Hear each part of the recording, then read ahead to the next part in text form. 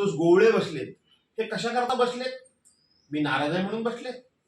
तर उद्या जिल्हा परिषद पंचायत समित्या आणि ज्या नगरपालिकेच्या निवडणुका आहेत त्या निवडणुका जिंकण्याची मी जबाबदारी उचलायचं ठरवतोय, मी उचलण्याचा निर्णय करतोय. आणि जर मी ही जबाबदारी घेणार असेल तर मला माझ्या पद्धतीप्रमाणे माझ्या सहकाऱ्यांची पहिल्यांदा बोलायची सवय आहे. आताही काही चिपळूणचे प्रतापराव शिंदे वगैरे सगळे येत आहेत, मला सवय आहे.